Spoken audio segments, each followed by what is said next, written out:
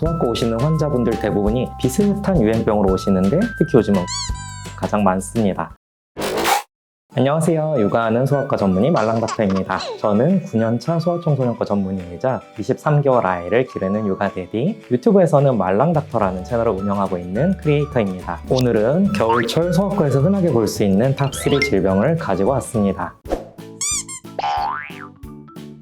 요즘 어른이고 아이고 집집마다 많이 걸리시는 게 있는데요. 계절이 계절이다 보니까 실감하시겠지만 특히 요즘은 코로나 바이러스와 독감, 그러니까 인플루엔자가 가장 많습니다. 그 외 후두염을 일으킬 수 있는 파라인플루엔자 바이러스도 아직까지는 유행 중이고요. 어쨌든 병원은 아파서 오게 되는 경우가 가장 많잖아요. 호흡기 감염 같은 경우는 애들이 열 나거나 기침, 콧물과 같은 증상들이 있으면 찾아오시게 될 텐데 이런 바이러스들도 조금씩 다른 특징들이 있어요. 보통 감기하면 떠오르는 것들이 있으시죠. 기침하고 콧물 나고 목 아프고 가끔은 머리도 아프고, 이런 감기의 가장 대표적인 바이러스가 리노바이러스라는 건데 얘네는 대부분 이 정도 감기 증상에서 끝나요. 항생제가 드는 바이러스는 아니다 보니까 잘 쉬고 잘 먹고 잘 자야 하는데 콧물이나 두통 때문에 짜증나서 잠을 못 잘 정도다 싶으면 감기약 먹고 증상을 조절해주는 것도 도움이 되죠. 근데 이 정도 감기 걸렸나 본데 하는 수준이 아니고 열이 39도, 40도 이렇게 고열이 있고 두통은 물론이고 진짜 몸이 너무 아파서 죽겠다, 아프고 떨린다 그러면 독감이나 코로나일 가능성이 있습니다. 당연히 개인 차이가 있겠지만 둘 다 정말 힘든 병이에요. 코로나는 처음에는 주로 목이 많이 아프고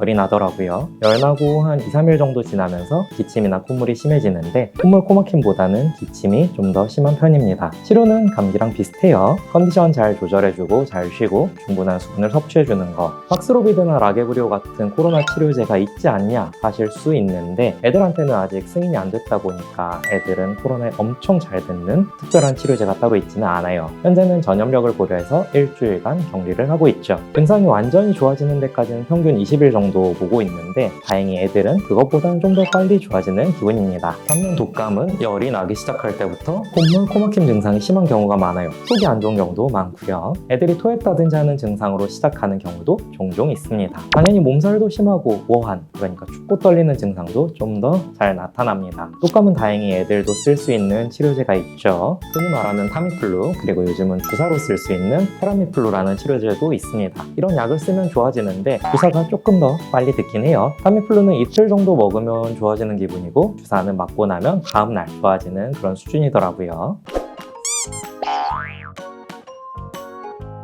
어른이나 아이나 똑같이 장염에 걸릴 수 있어요. 그래서 아이들도 노로바이러스에 걸릴 수는 있는데 어른이랑 아이랑 장염 치료에 있어서 가장 큰 차이는 탈수가 올 수 있는 가능성에 대한 이야기로 귀결이 될 듯 합니다. 아이들은 몸집이 작고 어른들은 몸집이 크잖아요. 애들은 몇 시간만 굶어도 혹은 몇 번만 토하고 설사해도 탈수가 금방 올 수 있어요. 어른들은 하루 정도 굶는다고 위험한 수준의 탈수가 오진 않잖아요.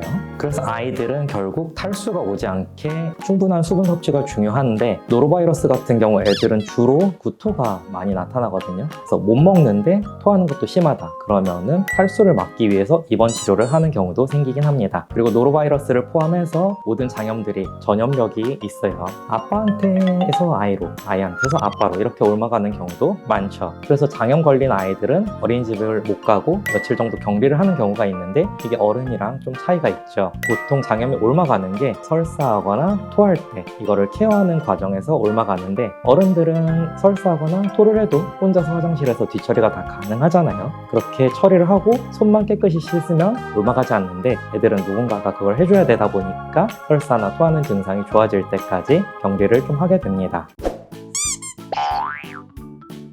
겨울에 이렇게 독감, 감기, 여러 바이러스로 호흡기 질환이 올라오면 함께 오는 게 바로 비염인데요. 비염이 참 환절기만 되면 어른도 힘든데 아이는 오죽하겠어요. 그래서 우리 아이가 비염이나 아토피로 고생하고 있다면 부모님들이 굉장히 신경 쓰는 부분이실 텐데요. 그럼 우리 아이가 비염인 것 같다 의심해 볼 수 있는 사인들은 뭐가 있을까요? 의사들이 보통 비염이라고 하는 거는 알러지 비염이에요. 비염은 주르륵 흐르는 맑은 콧물, 그리고 재채기, 코막힘, 애들이 코를 가려워한다든지 눈이나 귀, 목을 가려워하는 경우도 있고요. 그리고 증상이 주로 자기 전, 잘 때, 아침에 일어날 때 그런 데 심해지면 알레르기 비염을 의심해 볼 수 있습니다. 이 알러지 비염을 확진하는 건 결국 알러지 검사를 해봐야 알 수 있는데 그 검사에서 뭔가 알러지 반응이 나온다 이러면 알러지 비염이라고 말을 하게 되고요. 만약에 알러지 반응이 전혀 나타나지 않는데 비염 증상이 너무 명확하다 이런 경우에는 감기 때문에 생기는 감염성 비염이라든지 만성적으로 있을 수 있는 혈관성 비염 이런 것들도 있습니다. 비염 증상은 좀 전에 말씀드렸던 증상들, 콧물이 흐르거나 재채기가 나거나 특히 재채기가 나는 경우 그리고 밤에만 증상이 심해지는 경우 목이나 코가 가렵다고 할 때는 비염인 경우가 훨씬 많습니다. 근데 기침이 콧물보다 심하다든지 아니면 열이 날 때 이런 때는 감기라고 생각하는 편이 맞고요. 감기 같은 경우도 증상이 심할 때만 치료를 하긴 하니까 증상이 좀 심하다 싶으면 그때 병원에 오시면 되겠습니다. 오늘은 겨울철 아이들이 가장 고생하는 탑3 질병, 감기를 포함한 호흡기 질환과 장염, 비염에 대해서 알아봤습니다. 혹시나 아이들이 많이 아프면 너무 끙끙 앓지 마시고 가까운 소아청소년과에 들러서 진찰 받아보시고 궁금한 점이 있으시면 편하게 댓글로 달아주세요. 지금까지 육아하는 소아과 전문의 말랑닥터였습니다.